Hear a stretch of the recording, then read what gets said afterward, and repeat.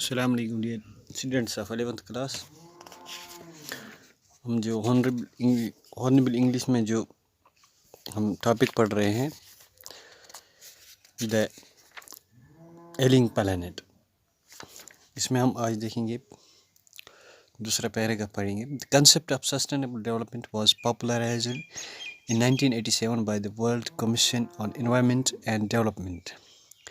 In its report, it defined the idea as development that meets the needs of the present without compromising the ability of future generations to meet their needs.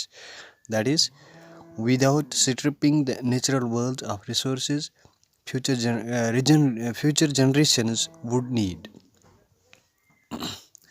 ये जो sustainable development है ये popularise हुआ 1987 में।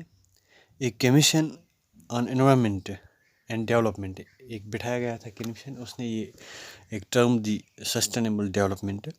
Sustainable development एक लाही अमल था जिसमें ये बताया गया था, जिसमें ये क्लियर कट्स थे कि हमें जो भी नीड्स फुलफ़िल करनी है एट प्रेजेंट, लेकिन हमें ध्यान रखना है कि मौजूदा एट प्रेजेंट हम जो भी रिसोर्स या जो भी चीज़ इस्तेमाल करें हमें फ्यूचर जनरेशंस का भी ख्याल रखना है।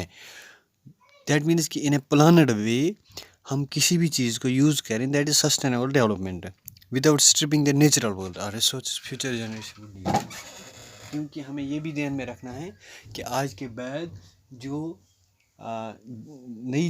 हमारे बाद जो जनरेशंस आएंगे उन तक ये रिसोर्सेज रहने चाहिए। In the zoo at Lusaka, Zambia, there is a cage where the notes reads, "The world's most dangerous animal." Inside the cage, there is no animal but a mirror where you see yourself. Thanks to the efforts of a number of agencies in different countries, a new awareness has now dawned upon the most dangerous animal in the world.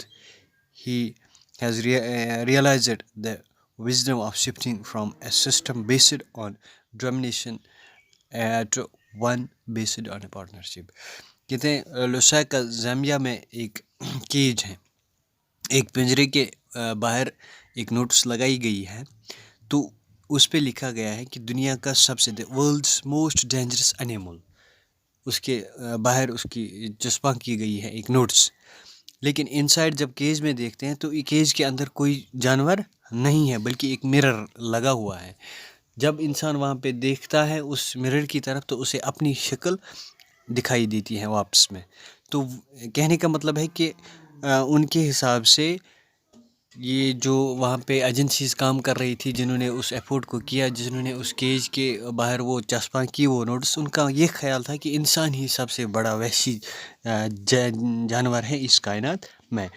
लेकिन आजकल हम देखते हैं कि आहिस्ता आहिस्ता अब लोगों में awareness आने लगी है, तो वो upon the most dangerous animal in the world ही has realised the wisdom of shifting from a system based और डोमिनेशन टू वन।